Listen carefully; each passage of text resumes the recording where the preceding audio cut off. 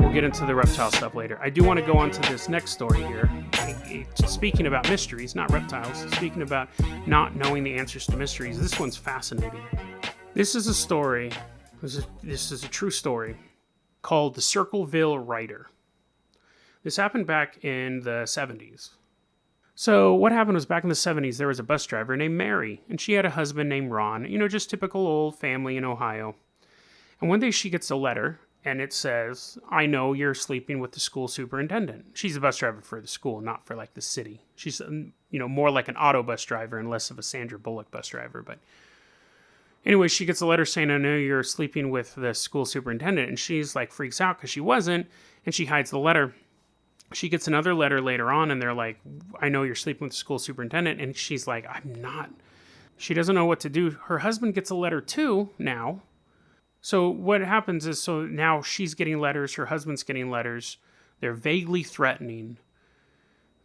They start to reveal the letters to their friends. And they're like, hey, do you know who's writing this? And their friends are like, no, I don't know who's writing that.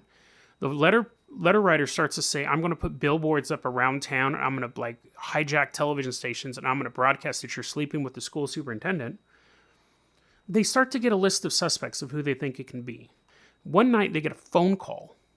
And Ron, the husband, picks up the phone, and the writer is on the phone and says, hey, you need to have your wife stop sleeping with the school superintendent. Ron recognizes the voice, grabs his gun, hops in his car. A few minutes later, he's dead. He's dead. What the? Okay, so I'm reading this, and I'm like, this is crazy. So Ron's dead now. The cops are like, we can tell he fired a bullet out of his gun, and he crashed because he was really drunk. So it was an accident. Originally, they listed it as foul play. The sheriff was like, it's foul play.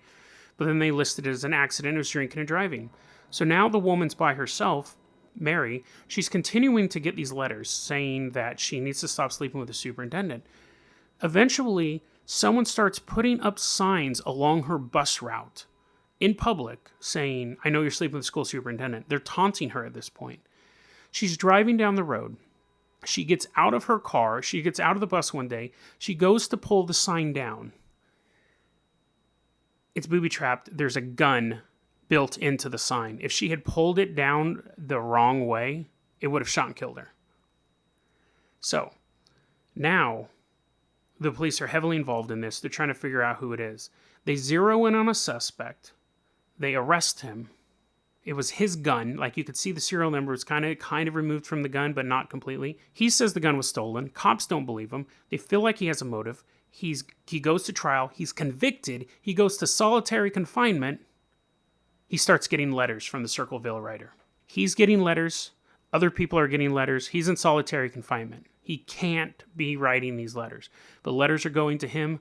Letters are coming out. Finally, after I think it's like 5 or 6 years, 7 years or whatever, he gets paroled. So he gets out. The letters never stopped, though. He kept saying that, I didn't write them. There's other suspects of who it could be. At one point, they're thinking it may be 3 different people who are writing these letters. Mary is having an affair with the school superintendent, but they don't start having an affair until after she gets the letters. So they never had a relationship at all. But the stress of the letters brought them together. She's single now, too, because her husband's dead. Unsolved Mysteries covers this case. Unsolved Mysteries, this is right up their alley. Unsolved Mysteries was that great old television show where they basically profile unsolved mysteries. They begin investigating the case. They get a letter from the Circleville Writer. The letter says, forget Circleville, Ohio. Do nothing to hurt Sheriff Radcliffe. If you come to Ohio, you El Sickos will pay. The Circleville Writer. Never caught who was doing it. Is it creepy? Creepy. They don't know if he killed the Ron, the husband. They tried to kill her. The letters came. We're talking about, and by the way, the Unsolved Mysteries episode was like in the 90s. So we're talking about something that's going on For 20 plus years, these letters have been circulating in this town. Nobody knows who it was. No one knows who set the booby trap.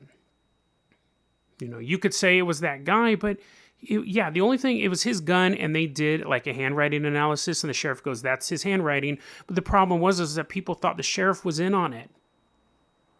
Crazy.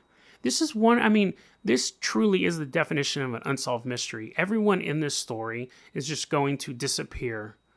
They're either going to pass away or they're going to move on with their lives. And no one's ever going to know who wrote these letters. That's creepy to me. Someday someone might find something in their aunt's attic pointing to this. And maybe Ron really did get drunk driving. They did say that he fired his bullet at something.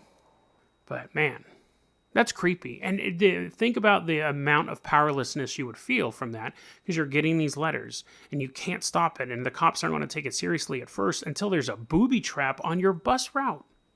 That's creepy. I like to cover true crime on this show.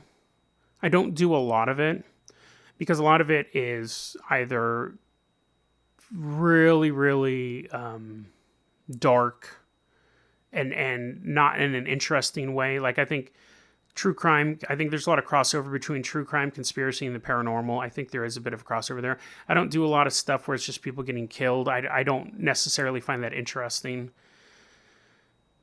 But I do love reading about true crime. I read about it more than I talk about it on the show. My true crime library is actually bigger than my paranormal and conspiracy. My conspiracy library is very small. I just have a few books now. I used to have a ton of them. But as you get out of a certain conspiracy, you just kind of throw those books away, give them to Goodwill, whatever. My true crime library is pretty big. But yeah, so I'm always looking for stuff like this. And every so often I'll come across a story that I think really fits the show. And this one fits the cake. Who wrote those letters? And more importantly, why? That's really the main thing. Why did they have such a beef with this woman having an affair when she didn't have an affair? And then she ended up having an affair. Mysteries upon mysteries upon mysteries. That's what the world's made of. And that's what makes, I think, life so interesting, is not knowing everything. I think we want to know the answers eventually. But putting the puzzle together, I think, is more satisfying than sitting back and looking at the finished image. Because what do you generally do with the puzzle when you put it back together? You look at it for a couple minutes, put it back in the box. That's what I do, at least. And then when I'm bored, break the puzzle out, start all over again. That was a clip from our daily podcast, Dead Rabbit Radio. Dead Rabbit Radio is available anywhere that you listen to podcasts. It's daily paranormal, conspiracy, and true crime news. If you want to hear the full episode that this clip came from, check the link below.